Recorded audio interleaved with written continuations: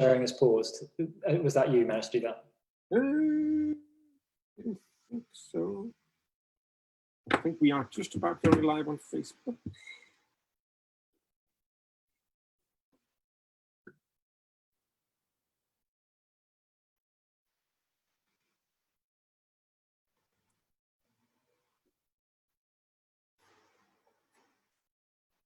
Yes, it looks like we are live on Facebook. Hello, Evidence-Based Chiropractic Network. Hello, people joining us on Zoom. On behalf of the EBCN and the BCA, I'd like to introduce our own Jake Cook, who's going to take you through an amazing review in a quiz style this evening. So I'm going to shut up, sit quietly in the background, and hand over to Jake. Thank you so much. Good evening, ladies and gentlemen, or depending on your time zone, good morning, good afternoon, or good night. Today, well, while we wait for people to join and to see notifications, allow me to introduce myself and the format for today.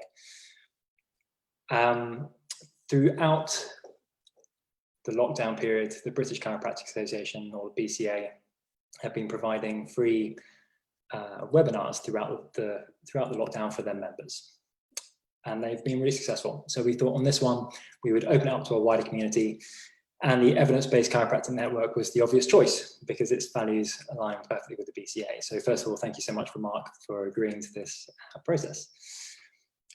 To introduce myself, I'm Jake Cook. I'm a chiropractor over in the UK. I have a special interest in neurology. The format for tonight is very simple. Although there have been daily webinars multiple times a day that you could have attended, the issue with webinars and seminars in general is that it is passive learning. So even in a great seminar, you could be listening to one of the great speakers. It's easy to drift off, to be looking out the window, texting someone on your phone, browsing the internet. I'm sure we've all seen someone fall asleep in a seminar. I remember seeing one guy design his new website while apparently at the seminar. And a webinar is almost worse than that because you have the ability to be in your own comfort of your home, so you can do whatever you like. You could make a cup of tea, you can do the hoovering, you'd have a tidy up, you can order that new power tool that you've always wanted. So that passive learning, the chance that you're going to take that in, retain it, and then use it in a clinical setting is probably unlikely. So I'm pretty convinced that a much better, much more effective way to learn information is through question and answer sessions. So either that you have to design the questions that you're going to ask someone else, so you have to know the information and design the questions in a way that they're not impossible, but they're also not so easy. Or that you're the person answering, in which case there's a little bit of pressure because you don't want to look like an idiot, especially if you're getting that answer wrong 4 or 5 times in a row. There's some accountability there and you're going to perform better. It's how I got through my university exams and how I got through the neurology board exams. It's without a doubt a more successful way to go. So I've been blabbering on enough. Let's just go through the format for the day. We've got 5 rounds, 5 clinical cases. All of those cases are based on patients I've seen in practice myself or that colleagues have contacted me about. So they are cases that are walking into chiropractic clinics. I promise you have studied all of the information before. It might have been a little bit of a time ago now, but you have studied it. And if you don't get the answer right, when you hear the answer, I guarantee you can say, oh yeah, I did know that.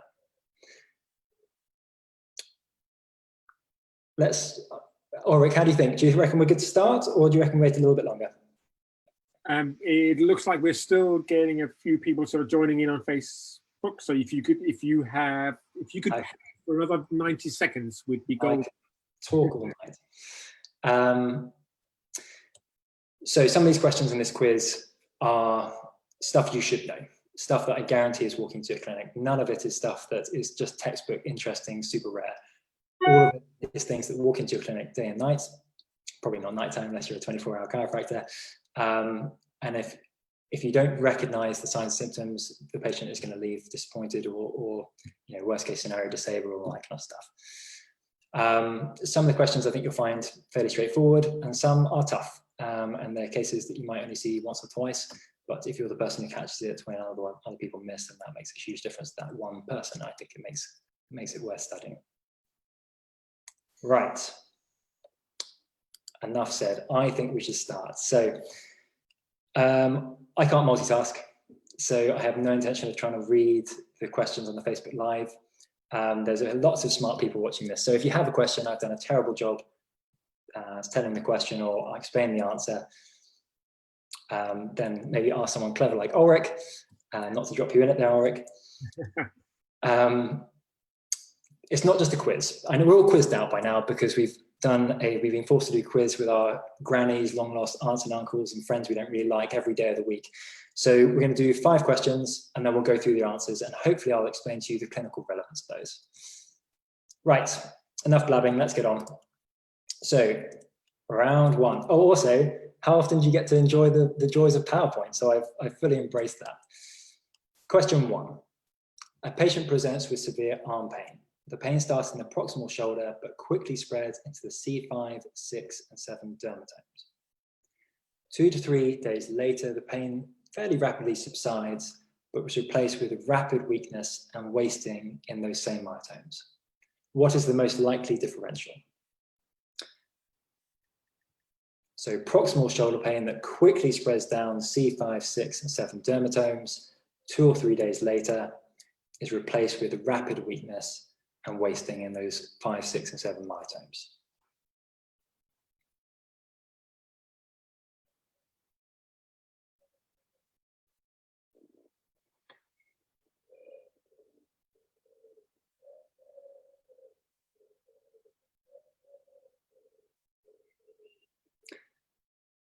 Right, I'm going to start off with 30-second gap between the questions. Or if you let me know if people are saying that's too quick. I will. Question number 2. A patient describes a long history of peripheral nerve entrapments. When working at a computer, her first three fingers go numb. If she goes for a bike ride, her 4th and 5th fingers go numb. And when sitting on the toilet, her legs go numb. What genetic condition might account for all of this? So a long history of peripheral nerve entrapments. When working on a computer, her first 3 fingers go numb. If she goes for a bike ride, her 4th and 5th fingers go numb. And if she sits on the toilet, her legs go numb. What genetic condition can account for that?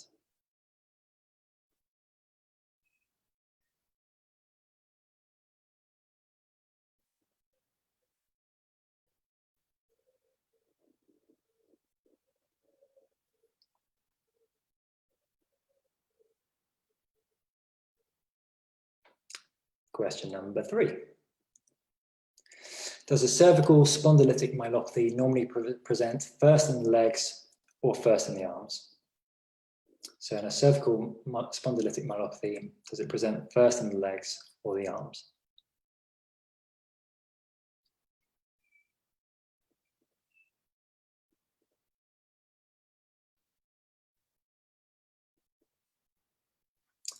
Question number 4. Carpal tunnel syndrome is the most common peripheral nerve entrapment. Name another site of entrapment for the median nerve. So carpal tunnel, the most common peripheral nerve. Most common peripheral nerve entrapment. Sorry, I thought I was misreading something. Name another site of entrapment for the median nerve.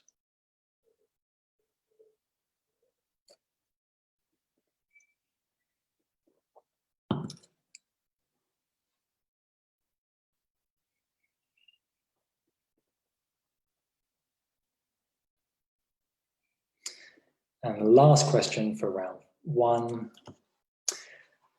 Taking a different route, how does sleep apnea most commonly present in women? Suggesting there's a difference between women and men. So how does sleep apnea most commonly present in women?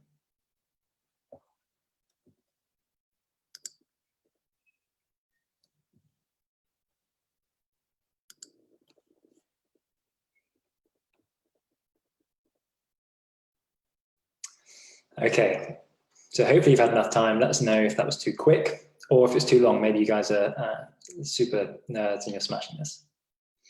So let's go through the answers. Question 1, patient presents with severe arm pain. That, of course, is your brachial neuritis, and that's a fairly classic case. The hallmark of it is that rapid and profound weakness. So severe pain for a few days, Looks like a radiculopathy, but of course it's not, because it's in more than one dermatome, so 5, 6, 7. And that pain is quickly replaced by a profound weakness. The issue in this, especially if you've got someone athletic, is if it's this 5, 6, 7, like it was with this young guy, he loses 5, 6, so he's lost that proximal shoulder stability. He's freaking out because he's losing muscle mass, so he heads straight down to the gym, picks up a big weight because he's still got grip strength, T8, T1, and subluxates his shoulder, or sprain something.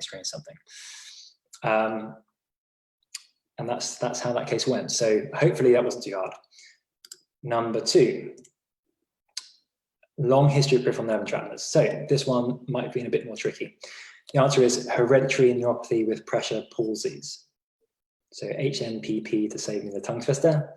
So symptoms normally start in the teenage years or 20s or 30s. And thankfully, although it is, as it says in the name, neuropathy with pressure, so that's why she's getting carpal tunnel when she's on the computer, tunnel of Guillain when she's on a bike, and compressing the sciatic nerve when she sits. Often it doesn't have to be that severe. So it might simply be peripheral neuropathy, that neuropraxia, that compression of the nerve for a few minutes, and then a full recovery. It can be more severe than that. So let's say the woman was to fly from London to New York and she sits the whole time. That might be enough to cause a more significant neuropraxia where it takes weeks or months to heal. And again, before people start thinking, oh, I've never heard that before. I had a colleague contact me about this very thing about 2 weeks ago. So it's not super common, but it's also not so rare. You might say Charcot-Marie tooth disease. That would also be an acceptable answer for this. That is the nastier big brother, more progressive and more disabling. So the cervical, number 3, the cervical spondylitic myelopathy present first in the arms or legs. Of course, it is the legs. Spasticity in the legs and loss of bladder control. Now, of course, the patient is going to walk in and say, hey, do you have spasticity in my legs? They're going to complain of stiffness and weakness, trouble walking up the stairs, stepping over things, out of things, into the shower, up into the house, over the dog. Upper motor neuron signs in the legs basically is causing that spasticity. The arms do come in, but normally much later. Then you're going to start seeing mixed upper and lower motor neuron signs. So it might be C5 that is lower and 6, 7 that is upper. It's important to catch this early. How many old people do you see who complain of stiffness in their legs? And how many old guys do you see who have prostate problem complain of having to go to the toilet all the time? So really easy to dismiss that as just old age. The problem with CSM is that it can slowly progress and then rapidly decline. So we want to be that person who can pay attention early, especially if you're seeing a maintenance patient and they trust you with their health. You might be the only person doing a workup on a regular basis. So just taking the time to say, your legs are stiff, let's go and check your reflexes, your strength, all that kind of stuff can make a big difference. Number 4, carpal tunnel syndrome. So carpal tunnel syndrome is the most common peripheral nerve. In the upper limb, you have 3 main nerves, your median, your radial, and your ulnar. And broadly speaking, they have 3 main places they get entrapped. Now, there are pernickety little details there, but 3 main places. For the median nerve, the next biggest one is at the elbow, and that's your Prenatary Syndrome, which looks almost identical to carpal tunnel, apart from the pain is up in the elbow. And the cutaneous branch, the cutaneous palmar branch, comes off before the carpal tunnel. So the bit that's giving you sensation to the palm of your hand comes off before the carpal tunnel. So in Prenatary Syndrome, what we see is numbness in those first 3.5 fingers and the palm, and the same kind of weakness, clumsiness they'll complain of. And in carpal tunnel syndrome, it should just be those 3.5 and the palm should be intact. The other one is that anterior interosseous nerve syndrome, which you might be screaming foul play because it's a branch of the median nerve, but it's listed as the other most common entrapment. That one is purely motor, so that's going to be your pinch signs. You're going to have a weakness of your ability to pinch you curl your first finger in your thumb. Purely motor, no sensation attached to it.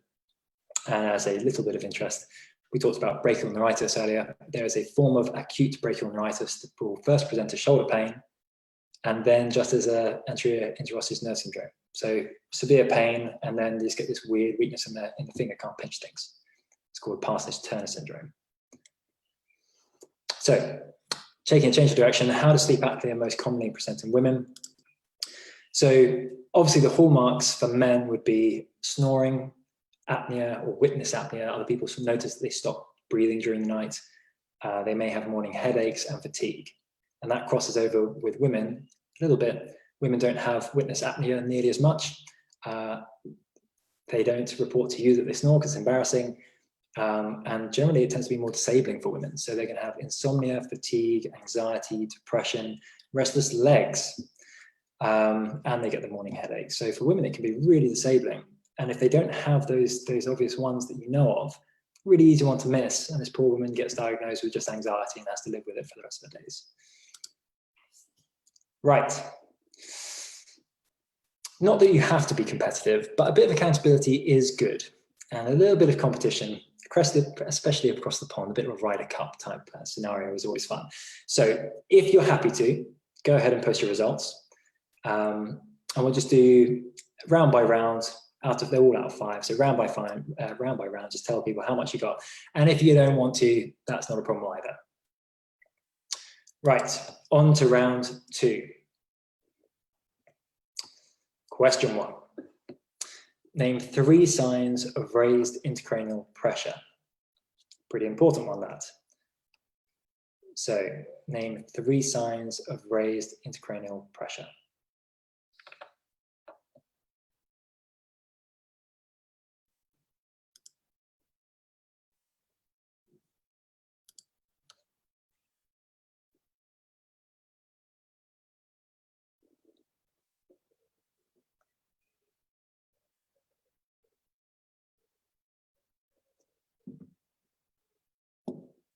Okay, question 2. The patient has noticed that when trying to put his key into the front door, his hand shakes.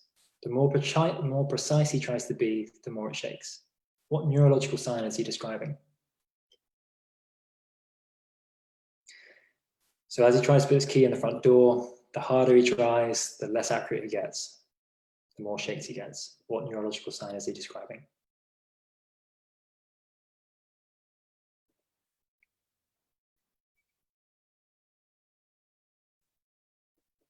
Number 3. Patient presents with right shoulder pain. On examination, he's slow, very stiff, and he appears to resist passive range of motion. He shows little or no emotion and comes across as depressed. What's the most likely differential? So patient presents with right shoulder pain. On examination, he's very slow, he's very stiff, and he appears to resist all passive range of motion. Shows little or no emotion and comes across as depressed. What's the most likely differential?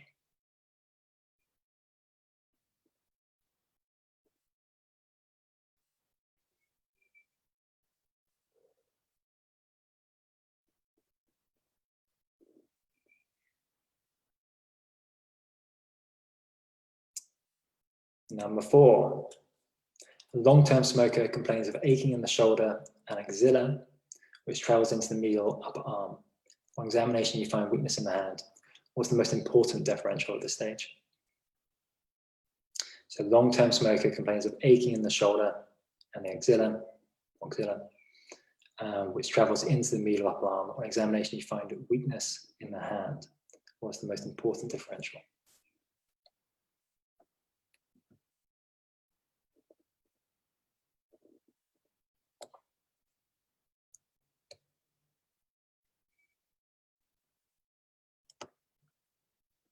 And last question for round number 5. Patient states that they often get blurred vision in the evening, especially after a busy day. What non-pathological process might be the reason?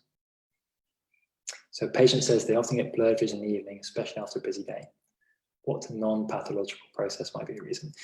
And just to elaborate on that, they would notice it when trying to read a book, or perhaps watch the TV, or try to answer their email, use a computer, things like that.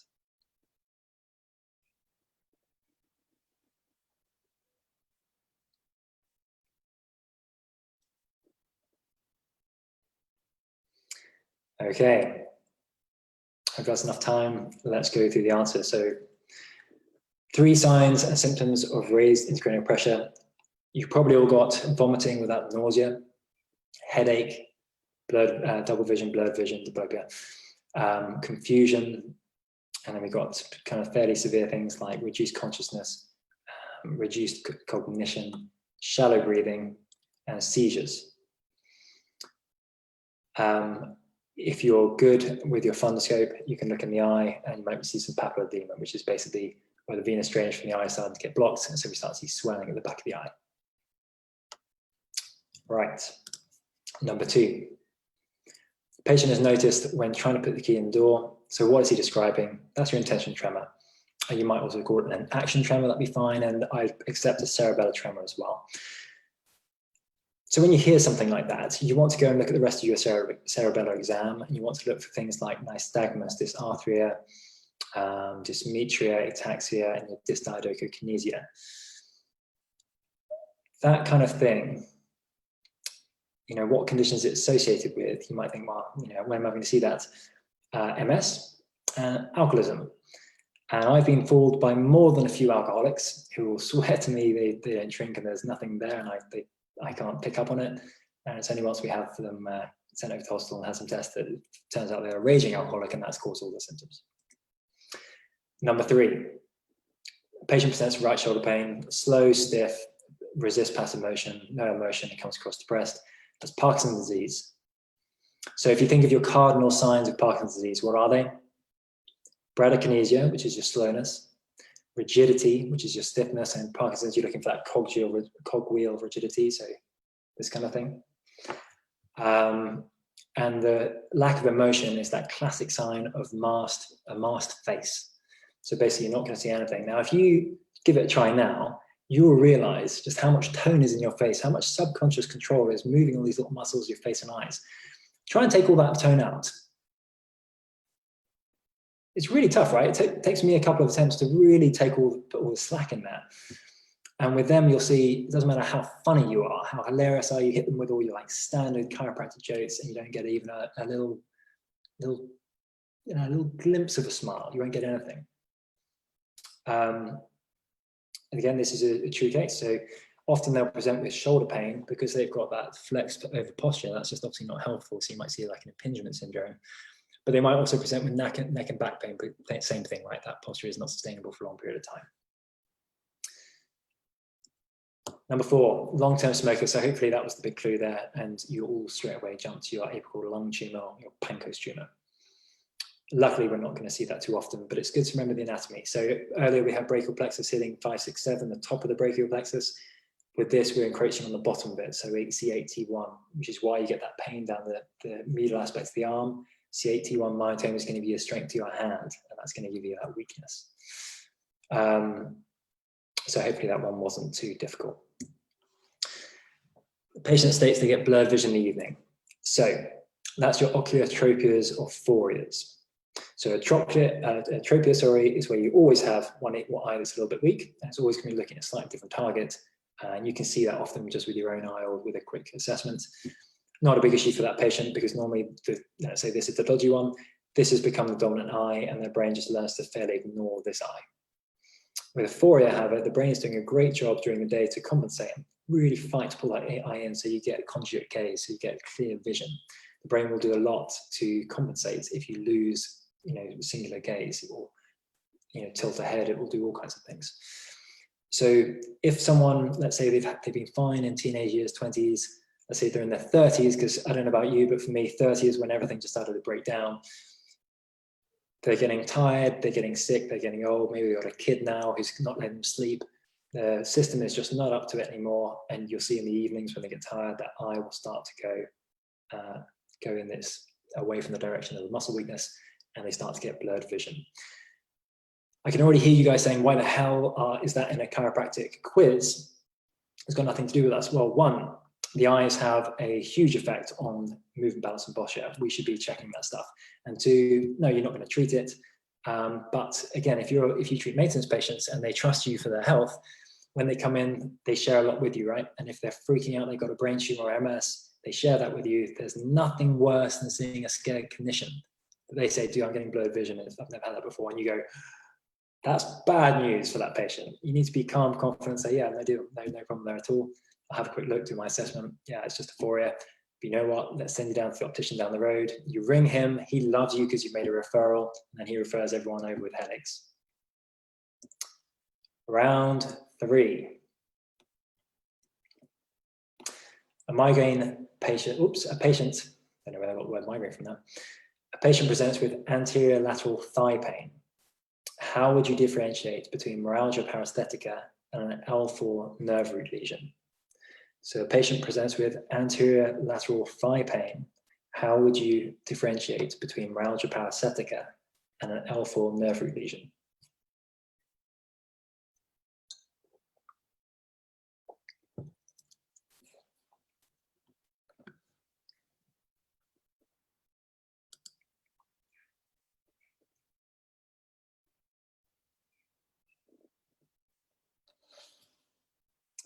Okay, number 2. Patient presents with a history of Bpbv. On examination, you are unable to elicit nystagmus when performing the Dix-Hallpike test. Is it still appropriate to use Epley's maneuver to treat them? So a patient presents with a history of Bpbv. On examination, you can't elicit that nystagmus when performing the Dix-Hallpike. Is it still appropriate to use Epley's maneuver to treat them?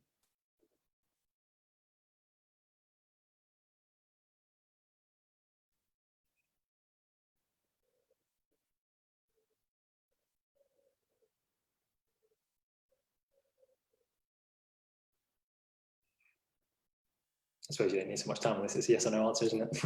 Number 3. There it is. A migraine patient presents with a new migraine. They complain of left eye pain, retroorbital eye pain, particularly when moving the eye, and a loss of color vision.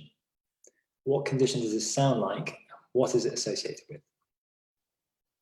So a migraine patient presents with a new migraine. They complain of left eye pain, particularly when moving the eye, and a loss of color vision. What does that sound like, and what is it associated with?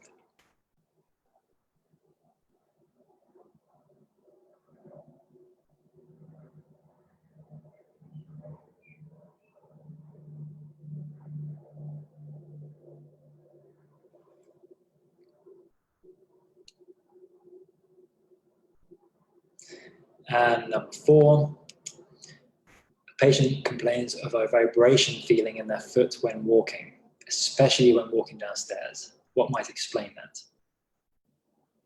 A patient complains of a vibration feeling in their foot when walking downstairs. What might explain that?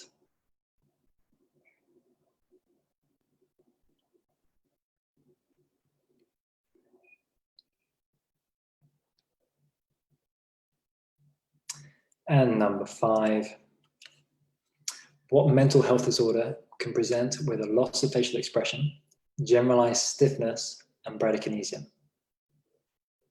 So what mental health disorder can present with a loss of facial expression, generalized stiffness, and bradykinesia?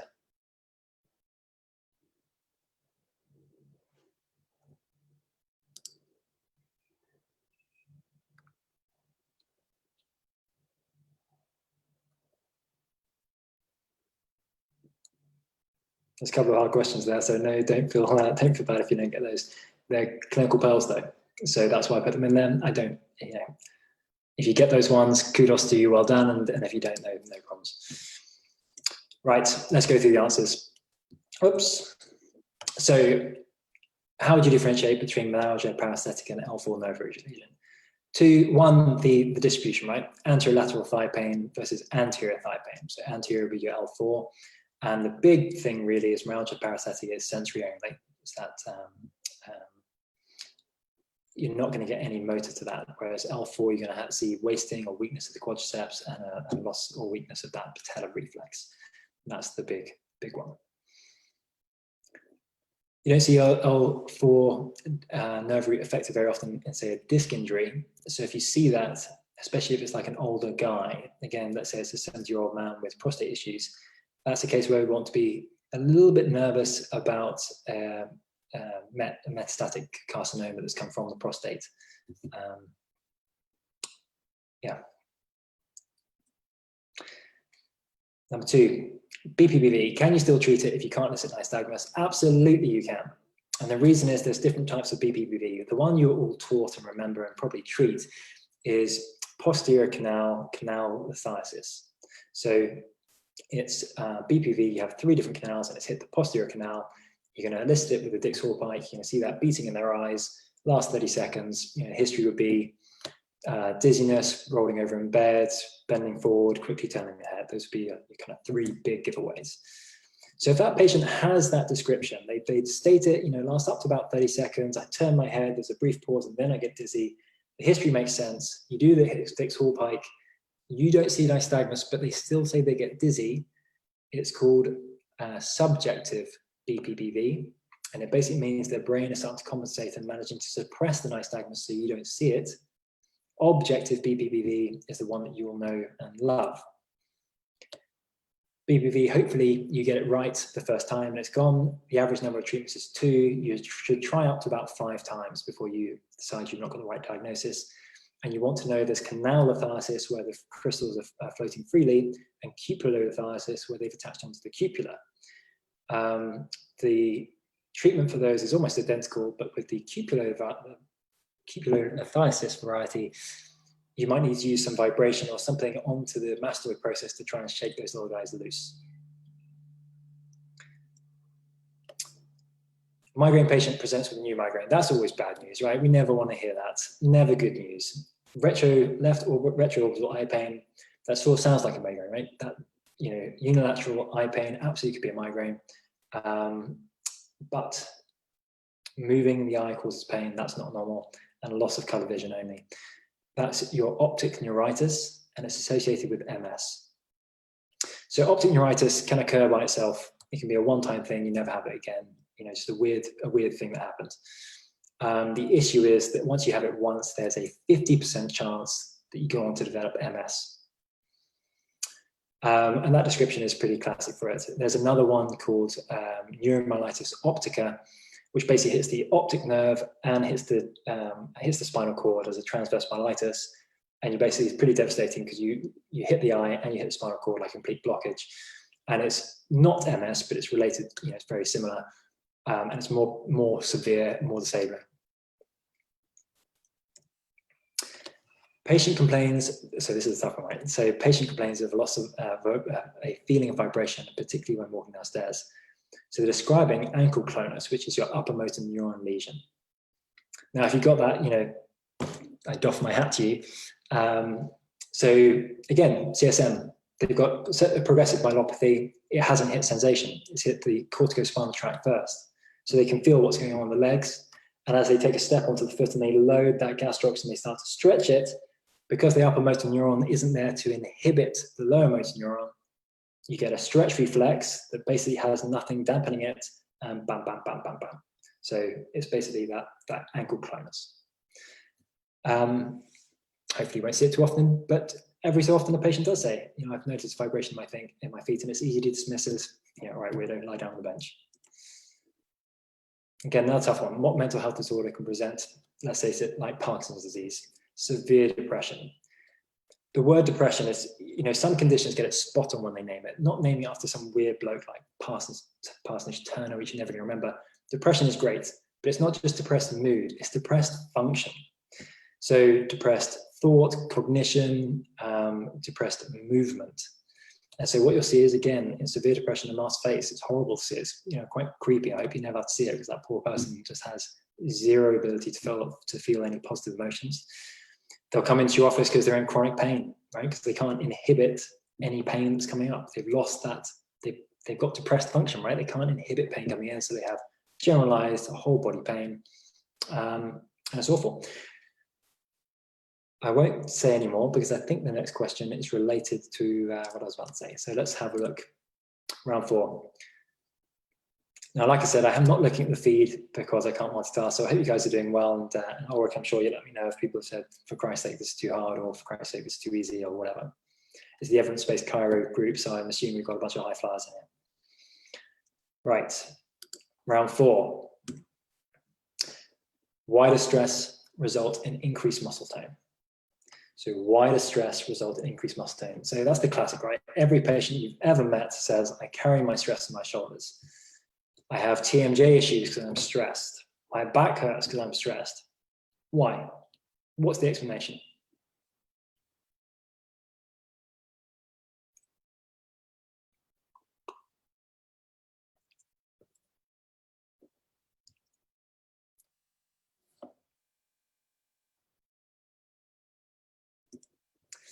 Number 2, a patient complains that his neck is getting gradually more stiff and painful. He can't remember a time without a stiff neck. More recently, he started to experience a headache when coughing or sneezing. His wife complains that he's clumsy. On examination, you find a wide-based gait with a loss of sensation from the arms and legs. Name the most likely or important differential. So a patient complains that his neck is getting gradually more stiff and painful. He can't remember a time without a stiff neck. More recently, he started to experience headaches when coughing or sneezing. His wife complains he's clumsy. On examination, you find a wide-based gait with a loss of sensation with the arms and legs.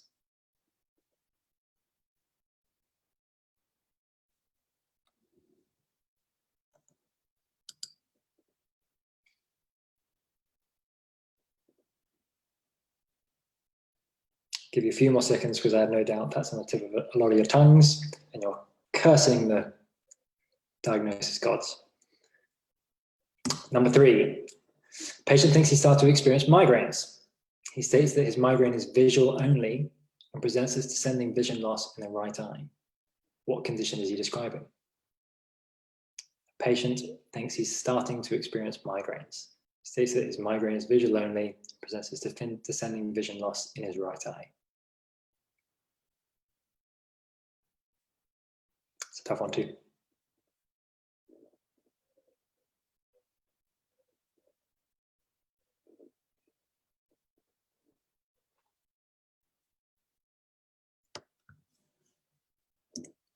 Number 4, a 28-year-old female vegan presents with constant tingling in her arms and legs. On examination, you find a loss of muscle stretch reflexes globally and positive Babinski signs bilaterally. Why would you order a blood test? So a 28-year-old female vegan presents with constant tingling in her arms and legs. On examination, you find a loss of muscle stretch reflexes globally and a positive Babinski sign bilaterally. Why would you order a blood test?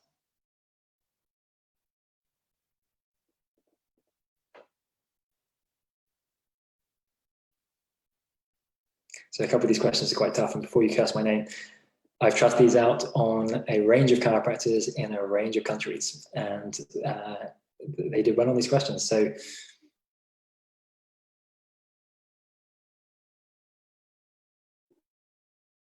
number 5, a patient complains of generalized weakness and blurred vision. On examination, note that his reflexes and strength degrade with repeated testing. What is your diagnosis? So patient complains of just generalized weakness all over his body, and he has blurred vision. On examination, you note that his reflexes and strength degrade with repeated testing. What is your diagnosis? To make that a little bit easier, I'm going to say he also has a ptosis, bilateral ptosis.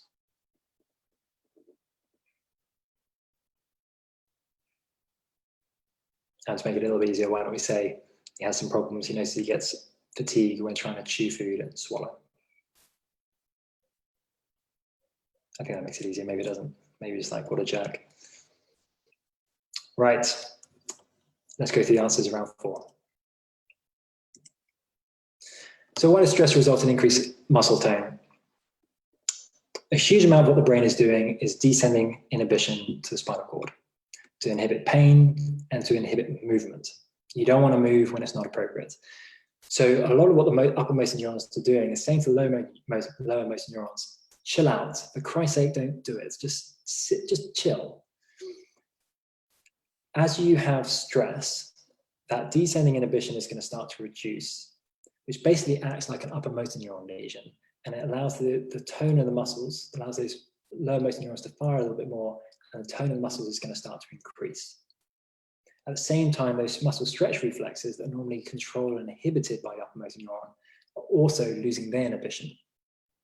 And that makes perfect sense, right? So if I'm walking through a scary neighborhood and I'm feeling a bit stressed out about it because there's some weird bloke walking behind me, you want to have increased tone in case that guy grabs you, and you want to have your stretch reflex ready to go. So if he pulls my arm backwards, before my brain has time to register what's happened, my stretch reflex has already pulled against him.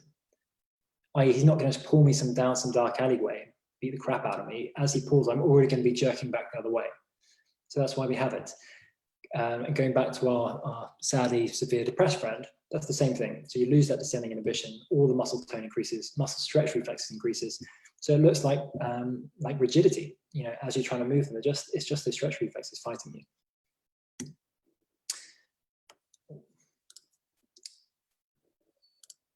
Number 2. So even if you didn't get the name, I'm sure you were onto this and you could have had on top of your tongue. That's your Arnold Chiari malformation. You have different types. Type 1 is the most mild and the most common. It's basically where the cerebellar tonsils are going to start descending down through the foramen magnum, and obviously as they do, they start to damage the cerebellum. So you're going to have that wide-based gait, that clumsiness, and obviously it hurts. So you have neck pain and headaches.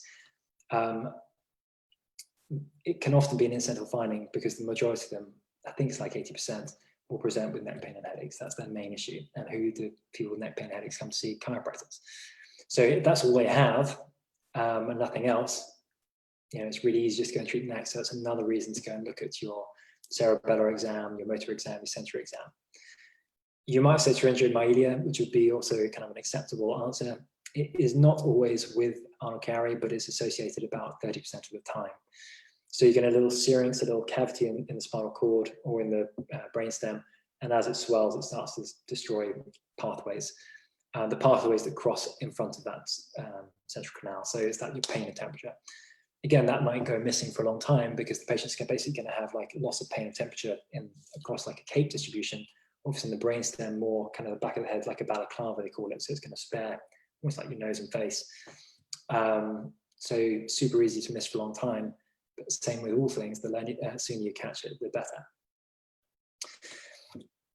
So patient has a migraine that changes. I've reworded that, I see. Well, the answer was amaurosis fugax. Apologies for the confusion there, but amaurosis fugax. I really hope I'm saying that word wrong because it's just the most unattractive word, horrible to say. So if someone can tell me is fugax, fugay? I don't know, you tell me. So basically, that's how it's going to present. It's a transient blindness in one eye, and it's like a descending curtain, but it's painless. There's no pain there, and it's going to last for about 2 to 30 minutes, which again does look like a migraine more, right? Only from 20 to 30 minutes. So descending curtain, blindness in one eye. It's basically because you're going to get a blockage or a stenosis in the arteries that go to the eye, so the retinal artery or the ophthalmic artery, and it's normally it's an emboli. It's going to come from the internal carotid artery. Your risk factors are the same for all cerebrovascular disease, so hyperlipidemia, hypertension, smoking, diabetes, that kind of thing. The good news is, if you have that, it doesn't mean you're going to have a stroke. I think there's about 2% correlation between having one event of this and in the same year having a stroke. But 2% is enough, right? So if a patient says that, you want to go and get things looked at. Right, you're a 28-year-old vegan. You want to order a vitamin B12 deficiency. You want to order a blood test because you're looking for vitamin B12 deficiency, or pernicious anemia would be another good one. Vitamin B12 deficiency is actually quite rare because it's so abundant in dairy and meat products.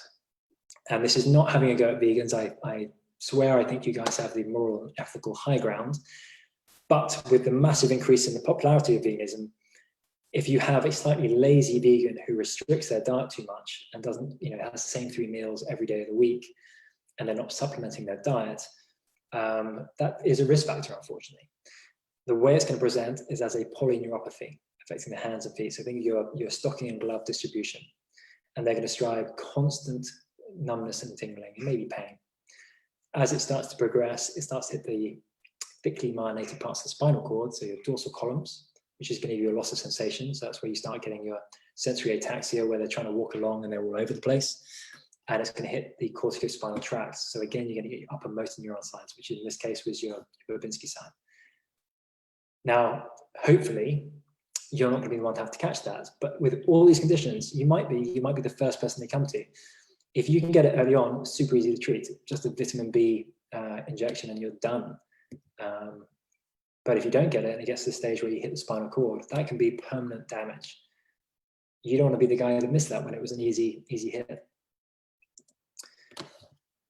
Number 5, myasthenia gravis. So that's the kind of the classic case. So generalized weakness, the more activity they do, better with rest. Thankfully, it doesn't have to be that disabling. So it could just be on a walk. They know that towards the end of the walk, they're going to have to sit down for 10, 15 minutes, and then they're good to finish. Often it hits the face, so you might see one ptosis or two bilateral ptosis. And if they start to get changes in the eye, they start to get blurred vision, double vision. Often they're going to complain of difficulty chewing and swallowing. No pain involved because it's your classic chronic autoimmune neuromuscular disease. So there's a couple of cases there, like the vitamin B12, the amaurosis fugax, and myasthenia gravis, that hopefully you're not going to see very often. But you know, how hard is it to learn? If you're the person who catches it, then you're an absolute hero, and well done you. Right, we're doing fairly well on time. We're on to the final round, which is a picture and video round. That's tough. Pertinent.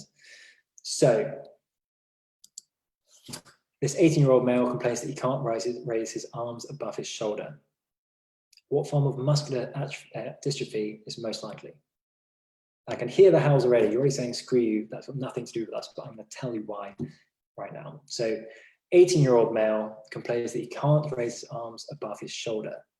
What form of muscular dystrophy is most likely? So for this round, we're going to go straight from one question to the answer. So the frustration won't last too long.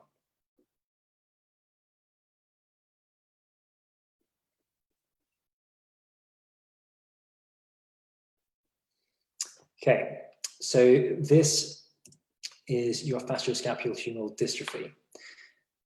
And a whole bunch of you will never have heard of it, and I apologize for that, but you need to know it. And the reason is it's the most common of the 9 muscular dystrophies. It's not that disabling. Well, it is disabling, but it doesn't have to be as devastating as some of the other ones. And the 70% of them are going to complain of severe pain.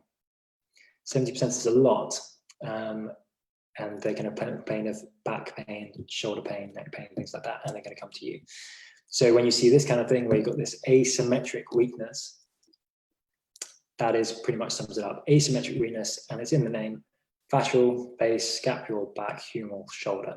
Those are the main areas of weakness. But it's also going to hit the abs. It can hit the hip girdle. So they might present with almost like a pregnant belly. They might have a scoliosis. And this classic thing, they just cannot raise their arm above their head.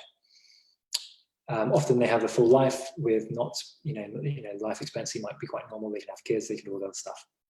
I've seen 2 of these cases. Obviously, I can't cure them, but it depends if symptomatically if we can do some good stuff. I should probably apologize. Now I do this live. So this is the second review we've done. The first review I used on my go-to questions. So the second review I had to dig pretty deep and go into all of my files, and these are some of the stuff I came up with. So where's the lesion and what is it associated with? So to clarify, the patient is looking straight ahead, the eyes are looking straight forward. They look to the right, both eyes go. They look to the left, one eye, let me reset. So they look left, look right, comes to center. They go to look left, and the outer eye goes, and the inner eye doesn't. Stay straight, looking straight ahead, and you might see a little bit of nystagmus. And again, I promise you have studied this at some point in the past. It's a classic neurological sign. You will see it in your clinic, and it's important.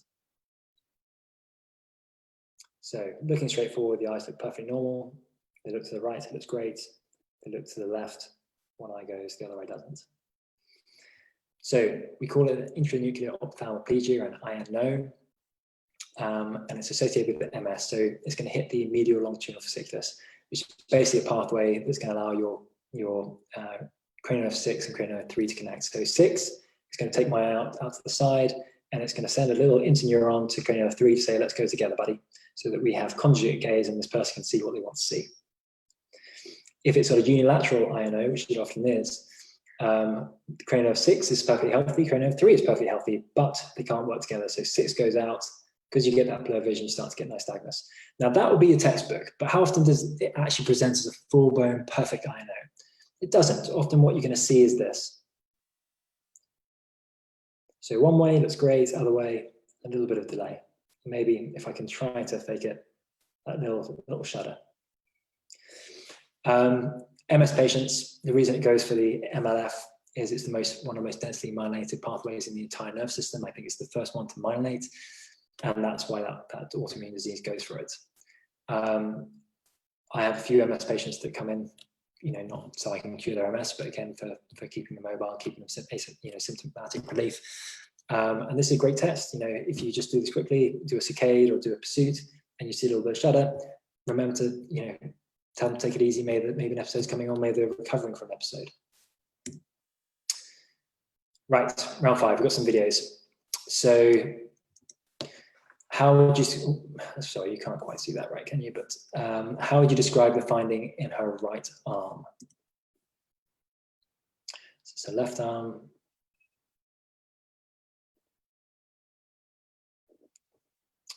Right.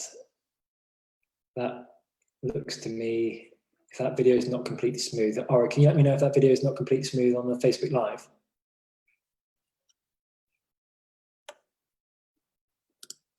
Sorry, Jake, looks pretty okay. Okay, great. Maybe try and run it again.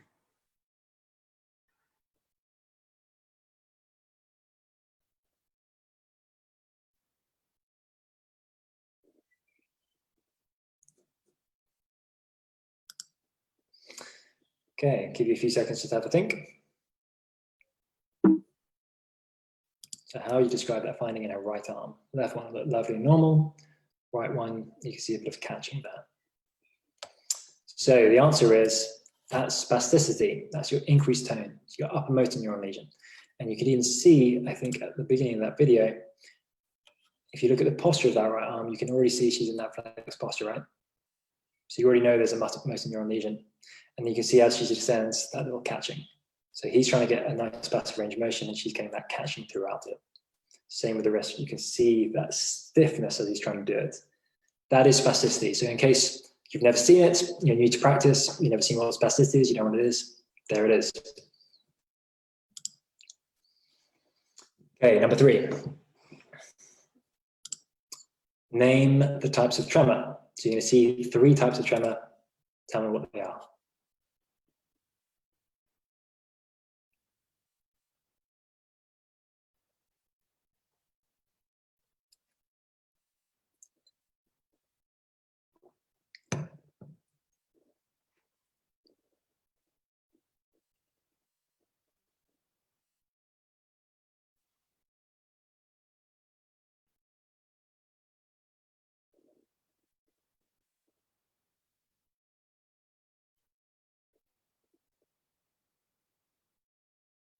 Okay, as you see, guys, I think I said at the beginning, if I didn't, I meant to, repeated testing is the way to learn things. So you might notice that some of these questions coming up, it's because I'm very subtly and also very cleverly trying to drill some of the stuff into you.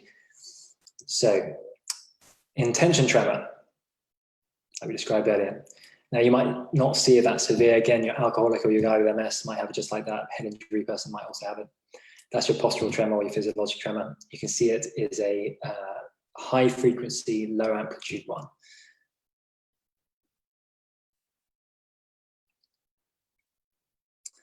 And that's your resting tremor, Parkinsonian tremor. So earlier we had that Parkinson's disease. We said cardinal symptoms were bradykinesia, cogwheel rigidity, and resting tremor. So what you'd see in this situation is it's going away, and then as he starts to move, it disappears, and then it rests. Intention tremor, resting tremor doesn't have to always be there as part of the Parkinson's. It's one of the cardinal signs, but it's not always there. So they have good days and bad days, and sometimes the tremor will be there when you see it, and sometimes it won't. An interesting thing to know with Parkinson's disease is the prodromal signs, the symptoms that start years or decades before you see these cardinal signs are depression, anosmia, so loss of sense of smell, and constipation. Well, isn't that terrifying? Like, how many people in our society are depressed? How many people have constipation? And how many people notice they've got loss of sense of smell? Like, it's a gradual onset. You don't notice just that the smell is gone until it's pretty far gone. And that can happen decades, 10, 20, 30 years before these symptoms come on. Again, if you've got maintenance patients, it's good to make a note of this stuff. Now, you're not going to say to somebody who says, oh God, man, I've got constipation, I feel bad. Oh, there comes your Parkinson's. But you probably want to make a note and jump on it as soon as you can. Right, guys, I hate to say it, but we are on our last question today. You might not be saying I hate to say it, you might be thrilled. How would you describe this sign? Just put the pen on, the cap on the pen.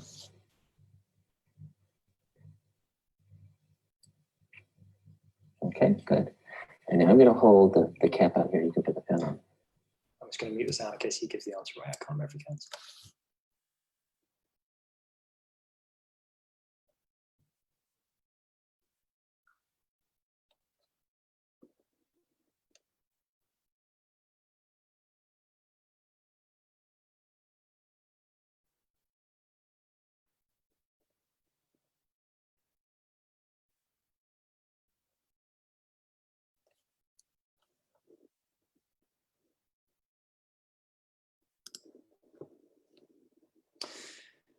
So I feel that was a great test of your observation skills because the answer is on her jumper. It's ataxia. Now, dysmetria would also be a reasonable thing to say, but dysmetria is more overshoot or undershoot. So if I'm trying to touch my nose, it'd be more this kind of thing, or just slapping myself in the face. Ataxia tends to be more crossing the midline. You might have also said intention tremor because certainly it looks like that, but it's not quite the same. Right. Hopefully that wasn't the most horrendous thing you've ever taken part in. Hopefully you all smashed it and you're going to tell me that was too easy, you want it harder next time.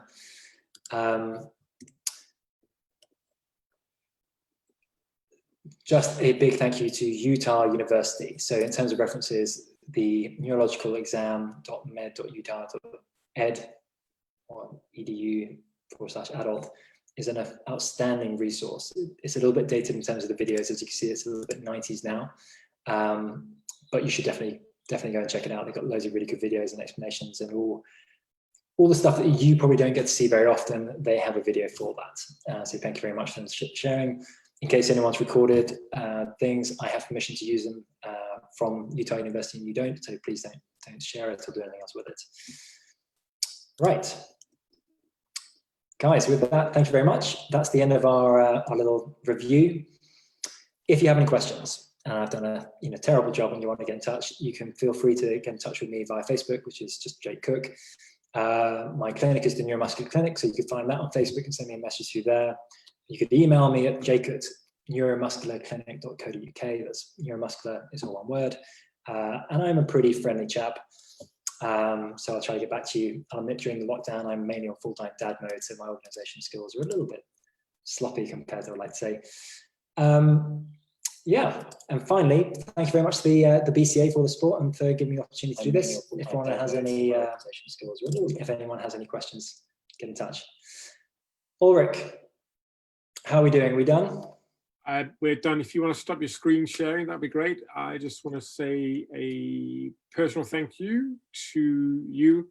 And if you want to, you can start your. Let me just start your video just so we can get your smiling face on there as well. Yeah, that was great. All the love is flowing in on Facebook, Jake, as we expected. Yeah, you can have a fun time reading through them with your beer tonight. But yeah, it was actually great. There's a big appetite for more of these. All of those of you who have listened in and gotten part of the quiz today will see how good Jake is just at presenting some pretty complex stuff, but actually making it memorable and making it really fun and entertaining. So thank you so much, Jake. Thank you so much to the Evidence-Based Chiropractic Network.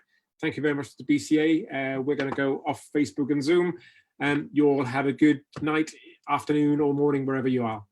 Thank you, guys. Cheers, guys. Thanks for joining.